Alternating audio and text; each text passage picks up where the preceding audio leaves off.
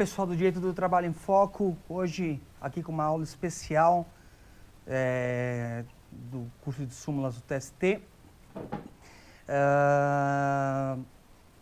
Eu recebi no meu Facebook, né, um link, né, do Jus Brasil,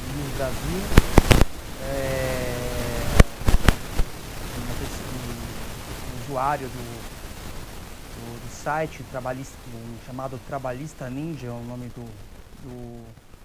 da pessoa que postou, colocou aqui súmulas do TST superadas pelo novo Código de Processo Civil. Bom, em primeiro lugar, aqui na verdade não é um local para debates, né? Eu vou abrir o debate em relação a essa situação sobre se estão ou não superadas tais súmulas. Em princípio, acho que quase todas as súmulas que eu verifiquei, nenhuma estará superada pelo novo Código de Processo Civil. E a gente vai ver elas uma por uma para a gente poder debater. É óbvio, pessoas podem ter visões contrárias, assim. Faço questão de fazer um debate saudável dentro do canal do YouTube, tanto no YouTube quanto no Facebook. E a intenção, na verdade, do canal é essa. Então, vamos começar, né? Primeira súmula que o nosso trabalhista ninja se refere é 192, inciso 1º e 2º. Na verdade, trata-se de ação rescisória, essa súmula. Vamos lá. Opa. Só lembrando que vai acontecer pequenos cortes assim, na edição, porque é o tempo que eu tenho de procurar as súmulas e os artigos, né? E vocês não terem que ficar esperando aí até eu encontrar essas súmulas num silêncio terrível, né? Então vamos lá, súmula 192, ação rescisória, competência e possibilidade jurídica do pedido. Se não, ele diz que ele se refere primeiro ao inciso 1º e 2º. Se não houver o conhecimento de recursos de revista ou de embargos, a competência para julgar a ação que vise a rescindir a decisão de mérito é do Tribunal Regional do Trabalho, ressalvado o disposto no item 2. A súmula não está superada. O que pode acontecer, na verdade, é do TST fazer o quê? Fazer uma pequena... reeditar a súmula só para acrescentar o quê? Que não é só sobre questões de mérito, mas também decisões transitadas em julgado que não adentrem ao mérito, conforme o artigo 966, parágrafo 2º do novo Código de Processo Civil. Mas, na verdade, o núcleo da súmula não foi alterado, porque ele só está, na verdade, declinando a competência do Tribunal Regional do Trabalho para fazer para processar a ação rescisória se não houver conhecimento do recurso de revista ou de embargos. É só isso, não tem nada, não trouxe nenhuma novidade o artigo do CPC. Bom, segunda parte da súmula fala: acordo rescindendo do Tribunal Superior do Trabalho que não concede, que não conhece de recursos de embargos ou de revista, analisando a arguição de violação de dispositivo de lei material ou decidindo em consonância com súmula de direito material ou com imperativa, notória e atual jurisprudência de direito material da seção de dissídios individuais, examina o mérito da causa, cabendo a ação rescisória da competência do Tribunal Superior do Trabalho. Aqui é a mesma coisa, na verdade, está apenas declinando a competência para o TST. O que máximo pode acontecer aqui é do pleno do TST adequar a súmula aos termos do artigo 966, parágrafo 2º do novo Código de Processo Civil. Antes da gente continuar, vamos dar uma lida tanto no caput quanto no parágrafo. Só um minuto, eu estou chegando lá. Bom, artigo 966. A decisão de mérito transitada em julgado pode ser rescindida quando se verificar que foi proferida por força de prevaricação, concussão ou corrupção do juiz, ou seja, um ato criminoso praticado pelo magistrado. Deixa eu ver uma coisinha aqui. Tá. Segundo, se proferida por juiz impedido ou por juiz absolutamente incompetente. Resultar de dolo ou coação da parte vencedora em detrimento da parte vencida, ou ainda de simulação ou colusão entre as partes, a fim de fraudar a lei. Quarto, ofender a coisa julgada. Quinto, uma novidade do Código de Processo, do novo Código de Processo Civil, violar manifestamente norma jurídica. Sexto, se for fundado em prova cuja falsidade tenha sido apurada em processo criminal ou venha a ser demonstrada na própria ação rescisória. Falei quinto, acho que sexto, né? Agora sétimo. Obtiver o autor posteriormente ao trânsito julgado prova nova cuja existência ignorava ou de que não pôde fazer uso, capaz por si só de lhe assegurar pronunciamento favorável. Oitavo, for fundada em erro de fato verificável do exame dos autos. Então veja, tudo que se referir à ação rescisória tem que estar intimamente ligado a quê? Ao caput do artigo 966. O parágrafo 2º fala o seguinte, é uma inovação trazida pelo novo Código. Nas hipóteses previstas nos incisos do caput, será rescindível a decisão transitada em julgado, embora não seja de mérito, impeça nova propositura da demanda ou admissibilidade do recurso correspondente. Ou seja, na verdade, a novidade está aí, né? Se a ação impedir a propositura de uma nova demanda, aliás, se a decisão impedir a propositura de uma nova demanda ou a admissibilidade de um recurso, caberá o quê? Ação rescisória, mesmo que a decisão transitada de julgada não seja de mérito, ok? Então vamos lá, tendo isso em vista, vamos continuar. O nosso trabalhador ninja, ou trabalhista ninja, deixa eu ver aqui, só para não fazer injustiça. Nosso trabalhista ninja, ele fala que o item 3 da súmula 192 fala do artigo, fala que estará superada em virtude do artigo 485, inciso 6º, e o 966, parágrafo 2º, inciso 2º, e o 968, parágrafo 5º, inciso 1º. Bom, vamos lá. O que fala o inciso, a terceira parte da súmula? Em face do disposto no artigo 512 do CPC, é juridicamente impossível o pedido explícito de desconstituição de sentença, quando substituída por acórdão no Tribunal Regional ou superveniente sentença homologatória de acordo que puser fim ao litígio. Bom, vamos lá ao fundamento jurídico aqui. Primeiro, o artigo 485, inciso 6º. Bom, fala, o juiz não resolverá o mérito quando verificar a ausência de legitimidade e interesse processual. Ok.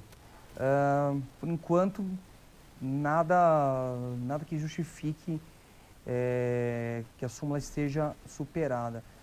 966, parágrafo 2º, nós já falamos. Também não tem nada que justifique dizer que a súmula esteja superada também. Então vamos para o 968 aqui. O artigo 968. A petição inicial será elaborada com observância dos requisitos essenciais do artigo 319, devendo o autor, a gente vai para o parágrafo 5º, que diz, reconhecida a incompetência do tribunal para julgar a ação rescisória, o autor será intimado para emendar a petição inicial, a fim de adequar o objeto da ação rescisória, quando a decisão apontada como rescindenda não tiver deixa eu só ver uma coisinha aqui, peraí, só um minuto. Aqui ele fala da súmula, a parte 3 da súmula, né? Só um minuto. Tá. Reconhecida a incompetência do tribunal para julgar a ação rescisória, o autor será intimado para emendar a petição inicial a fim de adequar o objeto da ação rescisória, quando a decisão apontada como rescindenda tiver sido substituída por decisão posterior. Bom, em face do disposto no artigo 512, é juridicamente possível o pedido explícito de desconstituição de sentença quando for substituída por acórdão do tribunal regional ou superveniente sentença homologatória de acordo que puser fim ao litígio. Aqui, na verdade, a parte 3 da súmula, essa sim vai estar superada, porque coloca que é juridicamente impossível o pedido explícito de desconstituição de sentença quando substituída por acórdão do tribunal regional. E, na verdade, o novo código ele traz uma inovação dizendo que o autor ele pode emendar a inicial a fim de adequar o quê? O objeto da ação rescisória quando a decisão apontada tiver sido substituída por decisão posterior, tá? Então, nesse ponto aqui, nosso amigo aqui andou bem. Bom, como a gente colocou aqui, o nosso trabalhista ninja andou bem aqui na interpretação da parte 3 da súmula 192. De fato, essa parte está superada mesmo pelo novo Código de Processo Civil. Bom, continuando aqui, vamos ver a súmula 192 na sua quarta parte. É manifesta a impossibilidade jurídica do pedido de rescisão do julgado proferido em agravo de instrumento que, limitando-se a ferir o eventual desacerto do juízo negativo de admissibilidade do recurso de revista, não substitui o acórdão regional na forma do artigo 512. Bom, aqui, no meu entendimento, nosso amigo trabalhista ninja não andou bem, porque, na verdade, ele coloca como fundamento o artigo 485, inciso 6º, 966, parágrafo 2º, inciso 2º, e 968, parágrafo 5º, inciso 1º. Bom, se a gente for no 966, parágrafo 2º, que é o que mais interessa aqui, ele se refere o quê? Ao caput, na verdade, do artigo 966, que nós já verificamos. Tanto no Código Civil de 73, quanto na Lei 13.015, não se admite ação rescisória por erro in iudicando, ou seja, por um erro do juízo, um erro de interpretação do juízo em relação à legislação, né? Teria que, na verdade, se enquadrar em um dos incisos do artigo 966, que não é o caso da quarta parte da súmula 192, porque ela é bem clara ao se referir que, limitando-se a aferir o eventual desacerto do juízo negativo de admissibilidade, ou seja, a convicção formada pelo juízo, pelo julgador na admissibilidade do recurso, não gera, na verdade, o quê? Não enseja, na verdade, a possibilidade de rescisão do julgado. Então, a parte 4 da súmula ela não está superada em nenhum dos seus aspectos. Vamos lá, continuando, ele passa da súmula 192.5, só um minutinho, deixa eu ver aqui. É trauma, porque eu gravei 40 minutos com o microfone desligado, eu estou regravando novamente essa aula. Ele vai para a súmula 219, inciso 1º. Essa eu fiquei feliz por 30 segundos, mas aí eu já fiquei triste. Ele fala que, na verdade, a súmula 219, em sua primeira parte, ela estaria superada em razão do artigo 85 e 1072, inciso 3º do CPC.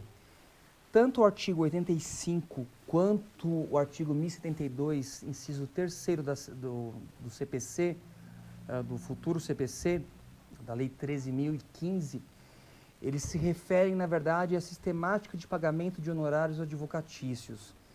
Ele deu uma roupagem nova, na verdade, à sistemática antiga de pagamento de honorários existentes onde?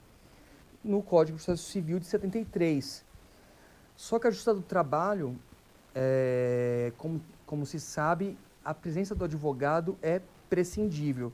Vamos até verificar na súmula aqui.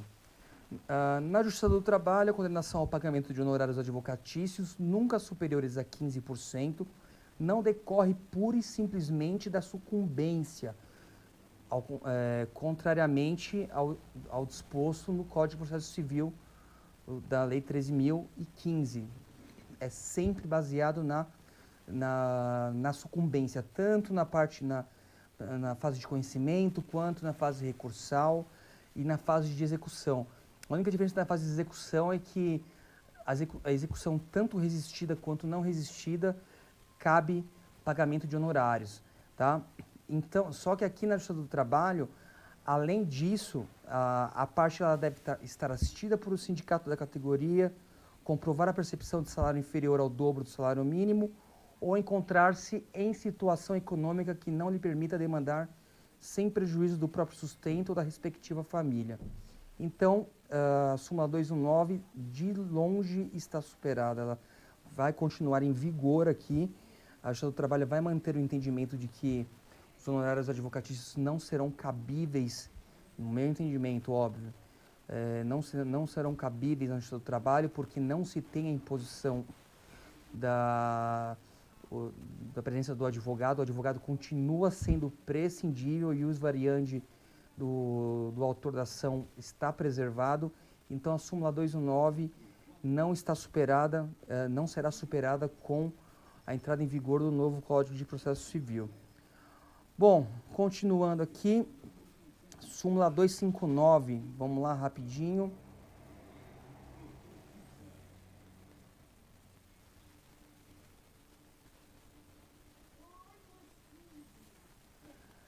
Vamos lá, termo de conciliação, ação rescisória. Só por ação rescisória é impugnável o termo de conciliação previsto no parágrafo único do artigo 831 da CLT. Bom, a fundamentação do nosso trabalhista ninja aqui é que o artigo 966, caput e parágrafo 4º, tornaria a súmula superada. Então vamos ver aqui o que fala o parágrafo 4º.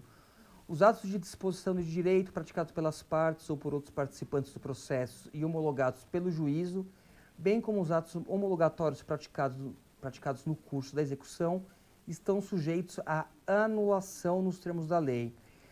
Bom, até poderia se ter o entendimento de que que a súmula estaria superada, mas eu ouso dizer que ela não está totalmente superada. Por quê? Porque a intenção do julgador aqui, ela permanece intacta. Ela só vai ser, o que pode acontecer é que o pleno do TST, ele vai manter a súmula, só que modificando a mesma, passando ela a ter uma nova redação, trocando a ação rescisória por ação anulatória. Ok? Então, vamos lá, continuando. Súmula 299, terceira parte. O nosso amigo ele entende que os artigos 4º e o 493 do CPC, que vai entrar em vigor, eles superam o entendimento da súmula 299. Vamos lá para a súmula 299.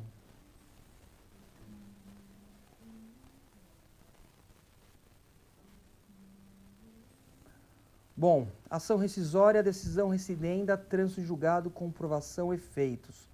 Como ele está dizendo aqui da terceira parte da súmula, a terceira parte fala: a comprovação do trânsito em julgado da decisão rescindenda é pressuposto processual indispensável ao tempo do ajuizamento da ação rescisória. Eventual trânsito em julgado posterior ao ajuizamento da ação rescisória não reabilita a ação proposta, na medida em que o ordenamento jurídico não contempla a ação rescisória preventiva. No meu entender, a súmula permanecerá inalterada, porque o artigo 4º ele trouxe uma inovação bacana para o processo civil, dizendo o seguinte, que as partes têm o direito de obter em prazo razoável a solução integral do mérito, incluída a atividade satisfativa. O que seria a atividade satisfativa? Na verdade, é a entrega da prestação jurisdicional efetiva, né? Com a execução já encerrada, ou seja, o objeto do litígio será entregue efetivamente de forma definitiva para a parte autora, que é a parte que persegue essa pretensão. Aí ele combina com o artigo 493 do novo Código de Processo Civil, cuja redação vai no seguinte sentido. Se depois da propositora da ação algum fato constitutivo, modificativo ou extintivo do direito influir no julgamento do mérito, caberá ao juiz tomá-lo em consideração de ofício ou a requerimento da parte no momento de proferir a decisão. Meu entendimento é que esse artigo 493, ele contempla apenas a ação de conhecimento, inclusive para evitar uma ação rescisória, o CPC ele deu a prerrogativa para o juízo, nos casos da justiça comum, em perceber a existência de algum fato constitutivo, modificativo ou extintivo do direito que vai influir no julgamento do mérito, levá-lo em consideração na hora do quê? De proferir sua sentença, inclusive de ofício ou a requerimento da parte. Contudo, no meu entendimento, isso não cabe na ação rescisória. Por quê? Porque a ação rescisória nada mais é que um instituto jurídico para rescindir um julgado nos termos do artigo 485 do nosso Código de Processo Civil atual e do 966 do futuro Código de Processo Civil. Então, a parte terceira da súmula 299 não estará de modo algum superado com a vigência do novo Código de Processo Civil. Bom, vamos agora para a súmula 383. Súmula 383, mandato, artigos 13 e 37 do CPC, fase recursal, inaplicabilidade. Bom, eu não vou ler a súmula na íntegra, porque é uma súmula muito conhecida. Eu vou fazer um resumo dela para vocês aqui. Tanto a parte 1 quanto a parte 2. Ela fala o seguinte, que a falta de representação processual na fase recursal é vício insanável, tá? Aí o nosso amigo trabalhista Ninja, ele coloca como fundamento os artigos 104 e 76, que nada mais é que uma releitura do que já existia no Código de Processo Civil atual. O que pode acontecer aqui, na verdade, é o pleno do TST apenas modificar a súmula quanto aos dispositivos do caput aqui, bem como os dispositivos citados no corpo da súmula 383. Considerando isso, a súmula de longe será superada pela vigência do novo Código de Processo Civil. Ela se manterá ativa e vai ganhar mais força ainda com o artigo 4º do Código de Processo Civil da Lei 13.015. Por quê? Porque lá no artigo 4º ele impinge o quê? Celeridade no processo. Então, como a natureza do processo do trabalho é justamente ser célere, essa imposição, esse comando da súmula 383 será mantido na íntegra, no meu entendimento. Mas vai por mim que vai ser isso mesmo. Continuando, súmula 403. Vamos lá, fazer uma viagem, ação rescisória de novo.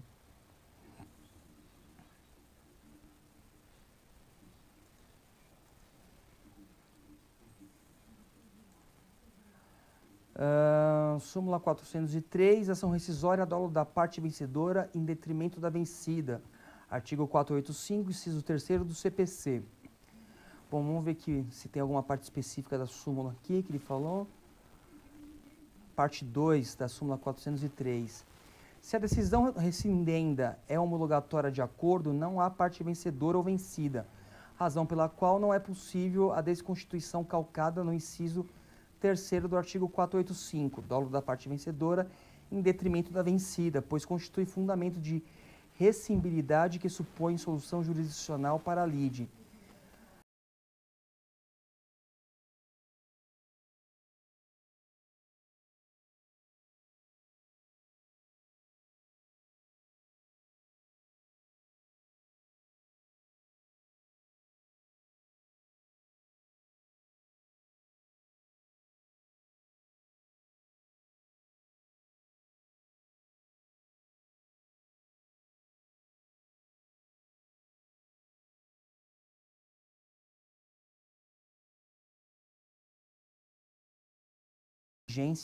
Ao Código de Processo Civil.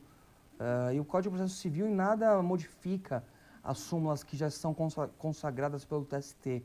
Então, a única coisa que pode acontecer é o TST fazer fazer um mutirão ali, fazer um apanhado de súmulas para fazer a adequação junto em face do novo Código de Processo Civil, Lei 13.015 de 2015. Ok? Súmula 404, também ação rescisória. Ação rescisória é fundamento para invalidar confissão ficta, inadequação do enquadramento no artigo 485, inciso 8º do CPC. O artigo 485, inciso 8º do CPC, ao tratar do fundamento para invalidar a confissão como hipótese de rescindibilidade da decisão judicial, refere-se à confissão real, fruto do erro, dolo ou coação, e não à confissão ficta resultante de revelia. Senhores, não há como se admitir a superação dessa súmula, porque o bojo dela, na verdade, é demonstrar que a confissão real é a única confissão que pode ser elidida, que pode ser motivo para a rescisão de uma sentença, de uma decisão judicial, seja sentença, seja acórdão, e não a confissão ficta. E aí, se nós verificarmos o artigo 393, por exemplo, 393,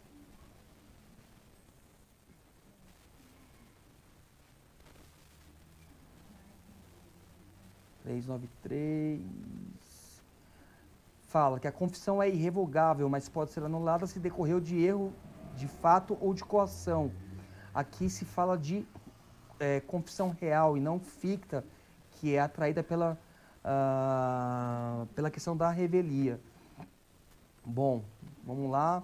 Agora, bom, 966 também não traz nenhuma modificação, porque, salvo o melhor juízo, tem essa previsão antiga do CPC também. Mas como a gente gosta o artigo 966 fala no inciso 3º, resultado de dolo ou coação da parte vencedora em detrimento da parte vencida, ou ainda de simulação ou colusão entre as partes a fim de fraudar a lei. Ou seja, apenas em caso de confissão real. É o que a súmula já fala. O que vai acontecer provavelmente é só uma modificação na sua redação só. Ok? Vamos lá. Da 404, 405 ainda, ação rescisória. Ação rescisória liminar, antecipação de tutela. Em face do que dispõe a medida provisória 1984-22 de 2000 e reedições, artigo 273, parágrafo 7º do CPC, é cabível o pedido de liminar formulado na petição inicial de ação rescisória ou na fase recursal, visando a suspender a execução da decisão rescindenda. O pedido de tutela antecipada, formulado nas mesmas condições, será recebido como medida acautelatória em ação rescisória, por não se admitir tutela antecipada em sede de ação rescisória. Senhores, aqui também não andou bem nosso amigo. Por quê? Ele sustenta a tese dele através do artigo 294, que fala de tutela de urgência. Vamos lá. Que fala o seguinte: A tutela provisória pode fundamentar-se em urgência ou evidência. A tutela provisória de urgência cautelar ou antecipada pode ser concedida em caráter antecedente ou incidental. Senhores, aqui na verdade, o artigo 294 ele só veio condensar o artigo 273, que era aquele caminhão de redação, né? Ele só tornou mais simples, na verdade, o entendimento, o que não modifica a natureza da súmula. O que vai acontecer, na verdade, é só uma adequação na redação da súmula em face do artigo 294. Aqui ele fala do 305 e 969. Vamos para o 305, então, vamos ver se o 305 dá para... A petição inicial da ação que visa a prestação de tutela cautelar em caráter antecedente indicará a lide e seu fundamento, a exposição sumária do direito, que seu objetivo é assegurar, e o perigo de dano ou risco ao resultado útil do processo. Não há novidade substancial no Código de Processo Civil novo para o Código de Processo Civil antigo na questão do procedimento de tutela cautelar. Vamos ver o parágrafo único, vai. Caso entenda que o pedido a que se refere o caput tenha natureza antecipada, o juiz observará o disposto no artigo 303, que fala que nos casos de urgência, em que a urgência for contemporânea à propositura da ação, a petição inicial pode limitar-se ao requerimento da tutela antecipada e a indicação do pedido de tutela final com a exposição da lide, do direito que se busca realizar e do perigo do dano ou risco do resultado útil do processo. É o mesmo que se fala no 273, com palavras diferentes, com palavras um pouquinho mais objetivas. E, finalmente, 969. Vamos ver se o 969 torna superada a súmula.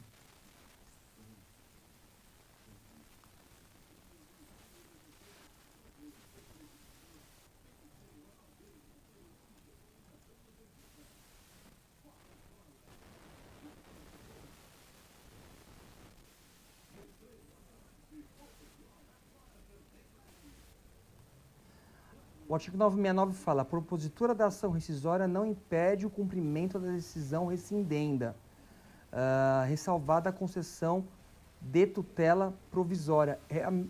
Senhores, é a mesma situação, ou seja, a súmula 405 não está superada, ela só vai passar por uma adequação na sua redação em face da modificação dos dispositivos. Tá? Mas a natureza dela é a mesma, não está, a sua natureza não está superada. Súmula 409, também rescisória, vamos lá.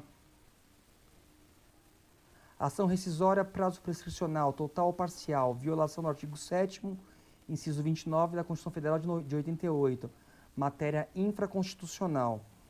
Não procede ação rescisória calcada na violação do artigo 7º, inciso 29 da Constituição Federal de 88, quando a questão envolve discussão sobre a espécie de prazo prescricional aplicável aos créditos trabalhistas, se total ou parcial, porque a matéria tem índole infraconstitucional construída na Justiça do Trabalho no plano jurisprudencial. Em primeiro lugar, não há previsão legal que trate de prescrição total ou prescrição parcial. Isso é uma construção jurisprudencial. Nosso amigo trabalhista ninja, ele se apega, na verdade, numa inovação da ação rescisória do artigo 966, que fala violar manifestamente norma jurídica.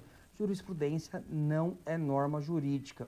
Para ser norma jurídica, ela tem que ter caráter vinculante, que não é o caso da súmula. Ela vai passar... Aliás, ela sequer vai passar por uma modificação na sua redação, porque a natureza dela é bem clara, dizendo que não cabe ação rescisória calcada no artigo 7º, inciso 29 da Constituição Federal, quando se fala de prescrição total ou parcial. Então, matéria que não será superada pelo novo Código de Processo Civil. Bom, continuando aqui, nosso amigo fala... Artigo 412, rescisória também. Ação rescisória, sentença de mérito, questão processual. Pode uma questão processual ser objeto de rescisão desde que consista em pressuposto de validade de uma sentença de mérito. Aqui, na verdade, não se perdeu a natureza da súmula. O máximo que pode ocorrer, a gente vai ter dois caminhos aqui. Ou a súmula sofrer uma nova redação, agregando aqui as sentenças que não são de mérito também, ou uma nova súmula albergando as sentenças que não são de mérito, atendendo o artigo 966, parágrafo 2º do novo Código de Processo Civil. Então, a súmula 412 também não está superada. A natureza dela continua muito atual, considerando o novo Código de Processo Civil que vai entrar em vigor. Ok, vamos lá, 413 também, ação rescisória. Ação rescisória, sentença de mérito, violação do artigo 896-A da CLT. É incabível ação rescisória por violação do artigo 896-A da CLT, contra a decisão que não conhece de recurso de revista com base em divergência jurisprudencial, pois não se cuida de sentença de mérito. Aqui a questão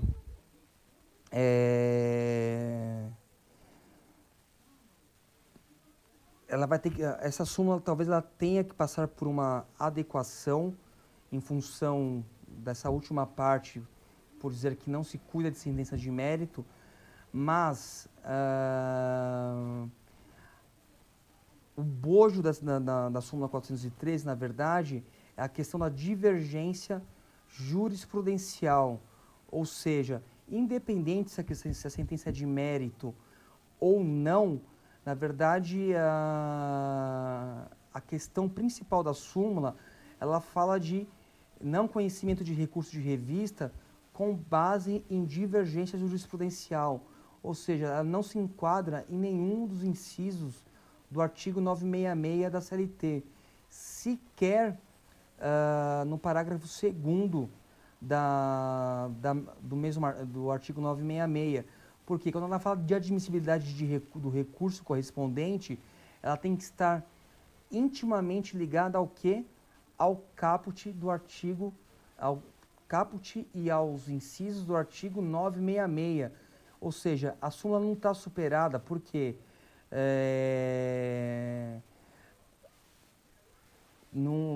a questão da divergência jurisprudencial não se enquadra, não há subsunção da súmula com o artigo 966. O que pode acontecer na verdade é haver uma readequação da súmula. Fazendo um meia-culpa aqui, talvez até exista uma pequena possibilidade do TST entender que a súmula 413 esteja superada,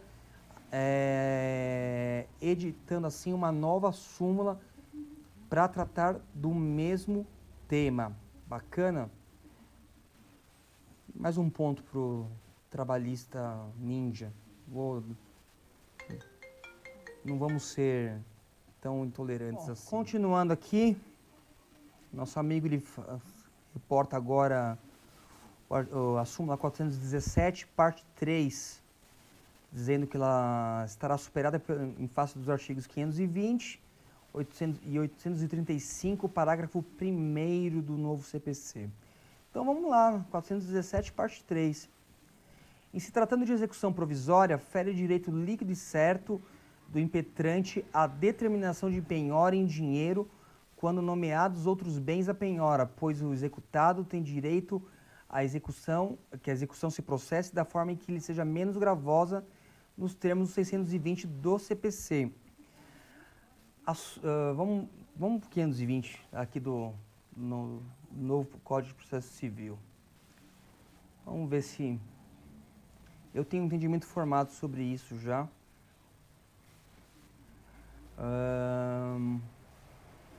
Bom, o cumprimento provisório da sentença impugnada por recurso desprovido de efeito suspensivo será realizado da mesma forma que o cumprimento definitivo, sujeitando-se ao seguinte regime. Fica sem efeito, sobrevindo decisão que modifique ou anule a sentença de objeto de execução, restituindo-se as partes ao estado anterior e liquidando-se eventuais prejuízos nos mesmos autos. Tá. Na trabalhista. Se a sentença objeto de cumprimento provisório for modificada ou anulada, apenas em parte, somente essa ficará sem efeito a execução. Ok. Quarto, o levantamento de depósito em dinheiro e a prática de atos que importam em transferência de posse ou alienação de propriedade ou de outro direito real, ou dos quais possa resultar grave dano ao executado, dependem de caução suficiente e idônea, arbitrada de plano pelo juiz e prestada nos próprios autos. Ok, aqui na verdade mostra o quão temerário pode ser se fazer uma execução definitiva antes do trânsito em julgado, tanto que se exige caução, né? No cumprimento provisório da sentença, o executado poderá apresentar impugnação se quiser, tá? Multas honorárias. Suspeitei desde o princípio. A súmula não será superada, até porque o novo Código de Processo Civil possui o mesmo comando legal do artigo 620 do Código de Processo Civil de 73, no seu artigo 805, que fala: quando por vários meios o exequente puder promover a execução, o juiz mandará que se faça pelo modo menos gravoso para o executado. Ao executado que alegar ser a medida executiva mais gravosa, incumbe indicar outros meios mais eficazes e menos onerosos sob pena de manutenção dos atos executivos já determinados. Ou seja, é exatamente o que a súmula 417, parte 3, fala. Ela não estará superada, muito pelo contrário. Ela estará mais atual do que nunca. O que vai acontecer, na verdade, ela vai entrar naquele bolão de súmulas para apenas adequar a sua redação, considerando os novos dispositivos do Código de Processo Civil. Em vez de falar nos termos do artigo 620, o tribunal vai colocar nos termos do artigo 805 do CPC. Então, novamente, nosso ninja andou errado, andou mal na sua colocação. E por último, e não menos importante, súmula 419, competência, execução por carta, embargos de terceiro, juízo deprecante. Na execução por carta precatória, os embargos de terceiro serão oferecidos no juízo deprecante ou no juízo deprecado, mas a competência para julgá-lo é do juízo deprecante, salvo se versarem unicamente sobre vícios ou irregularidades da penhora, avaliação ou alienação dos bens praticados pelo juízo deprecado, em que a competência será deste último. Nosso ninja fala que isso fere o artigo 676 do Código de Processo Civil. Vamos lá. Achei uma coisa bacanérrima, um quadro comparativo aqui que eu achei sensacional. Deixa eu até colocar aqui.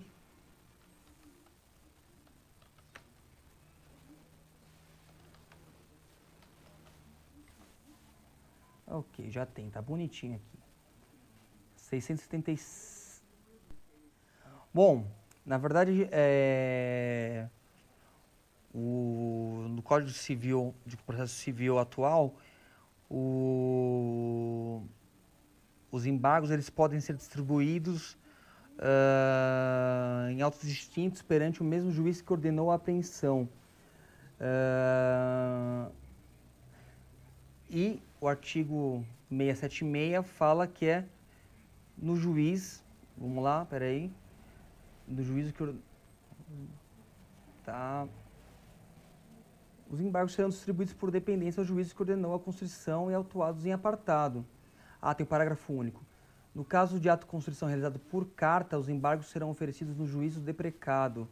Deixa eu só ver Vamos ver uma outra situação aqui. O Código do Processo Civil Antigo, no artigo 1049, ele determina que os embargos serão distribuídos por dependência e correrão em autos distintos perante o mesmo juiz que ordenou a apreensão. Bom, que no caso seria o juízo deprecante, né? O parágrafo único do 676, ele fala que no ato de construção realizado por carta, os embargos serão oferecidos no juízo deprecado, salvo sindicado pelo juízo deprecante o bem constrito ou seja devolvida a carta. A súmula fala que os embargos de terceiros serão oferecidos no juízo deprecante ou no juízo deprecado.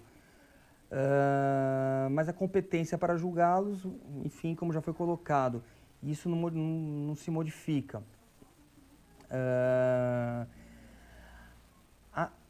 O bojo da súmula ela não será modificada, na verdade. Por quê? O que pode acontecer é uma adequação do TST dizendo que os embargos de terceiro serão oferecidos no juízo deprecado. Ocorre que, por uma questão de celeridade e até por uma interpretação, por mais que haja um dispositivo positivado, considerando as diversas escolas de interpretação do direito, o TST ele pode sim manter essa súmula 419 como ela se encontra. Por quê? Porque não causa prejuízo para as partes, na verdade, apresentar os embargos no juízo deprecante ou no juízo deprecado. Então, dessa forma, a súmula 419 não estará superada. Na verdade, ela vai ocorrer assim, a existência de um excesso dentro da súmula. Pode o TST colocar no bolão também, adequar o texto e colocar só no juízo deprecado. Mas dizer que a súmula ela está superada é um pouquinho demais, porque estar superado, na verdade, ela não teria mais validade no mundo jurídico. E não há como se admitir isso. Dizer que a súmula 419 ela não tem mais utilidade no mundo jurídico, né? no processo em si. Bacana? Bom, essa é a última súmula. Eu vou tentar depois fazer sobre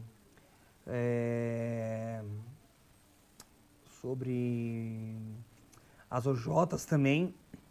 Vou fazer uma análise detalhada sobre as OJs, verificar se há ou não, se o novo CPC torna essas súmulas, essas OJs superadas e estão abertos os jogos. E quando eu digo estão abertos os jogos, estão abertos os debates. Bacana? Um grande abraço. Vamos ter um pouco de cuidado com o que é publicado, com as fontes. Uma coisa é o Mauro Schiavi,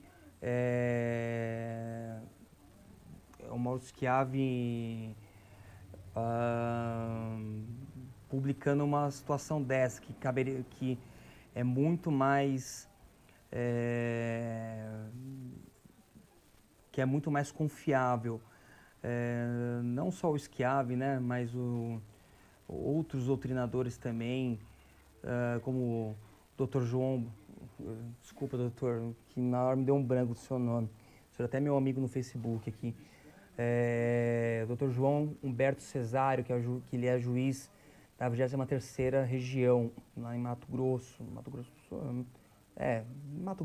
Sul. Desculpa de novo, que essa hora da noite, ainda o Big Brother do meu lado, tá difícil, tá? Então eu aguardo, obrigado por estarem presentes aqui e continue acompanhando o nosso canal. Um grande abraço.